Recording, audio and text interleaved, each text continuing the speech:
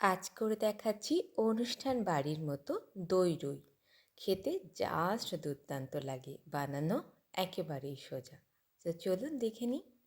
দই রুই রান্না করার জন্য প্রথমে এখানে রুই মাছ নিয়ে নিয়েছি। মাছগুলোকে ভালোভাবে পরিষ্কার করে ধুয়ে নিয়েছি। এরপর লবণ হলুদ মাখিয়ে নিচ্ছি। এরপর একটা বাটিতে টক দই ভালোভাবে ফেটিয়ে নিচ্ছি। গ্যাসের ফ্লেম অন করে একটা প্যান বসিয়ে দিয়েছি। দিয়ে দিচ্ছি রুই মাছ। মাছগুলোকে দিয়ে ভালোভাবে ভেজে নিচ্ছি। তো মাছগুলো ভাজা হয়ে গেলে একটা প্লেটে তুলে নিচ্ছি। এরপর যেই ফ্রাই প্যানে মাছগুলো ভেজেছি তার ভিতর কিছুটা তেল দিয়ে দিচ্ছি। তেলটা গরম হলে দিয়ে দিচ্ছি জিরে ফোড়ন, দিয়ে দিচ্ছি তেজপাতা এবং গোটা গরম মশলা, দিয়ে দিচ্ছি 2 টেবিল চামচ পেঁয়াজ রসুন বাটা। একসাথেই বেটে রেখেছিলাম। 2 টেবিল চামচ তেলের মধ্যে দিয়ে ভালোভাবে কষিয়ে নিচ্ছি। কষানো হয়ে গেলে এবার এর মধ্যে দিয়ে দিচ্ছি জিরে বাটা, দিয়ে দিচ্ছি ধনিয়া বাটা, দিয়ে দিচ্ছি আদা বাটা, দিয়ে দিচ্ছি শুকনো লঙ্কার গুঁড়ো, দিয়ে দিচ্ছি কাঁচা লঙ্কা। কাঁচা লঙ্কা আপনারা আপনাদের স্বাদ মতো দেবেন। দিয়ে দিচ্ছি কাশ্মীরি লাল লঙ্কার গুঁড়ো, দিয়ে ভালোভাবে তেলের ভিতর মশলাগুলোকে কিছুটা সময় কষিয়ে নিচ্ছি। দিয়ে ভালোভাবে কিছুটা সময় নাড়াচাড়া করে নিচ্ছি। মশলা যত ভালো কষানো হবে মাছ কিন্তু খেতে অতই ভালো লাগবে। এরপর এর মধ্যে দিয়ে দিচ্ছি টমেটো পিউরি।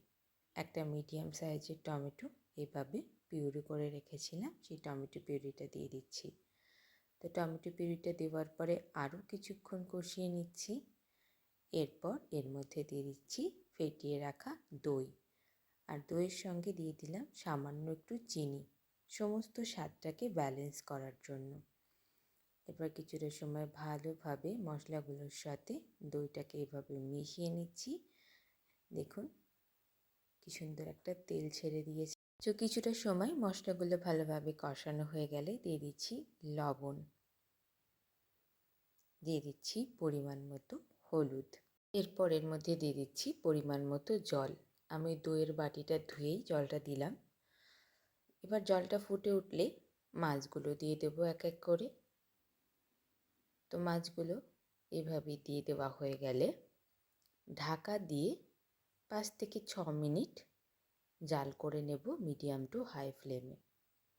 5 থেকে 6 মিনিট জাল করা হয়ে গেলে ঢাকনাটা খুলে এর মধ্যে দিয়ে দিচ্ছি গরম মশলার গুঁড়ো,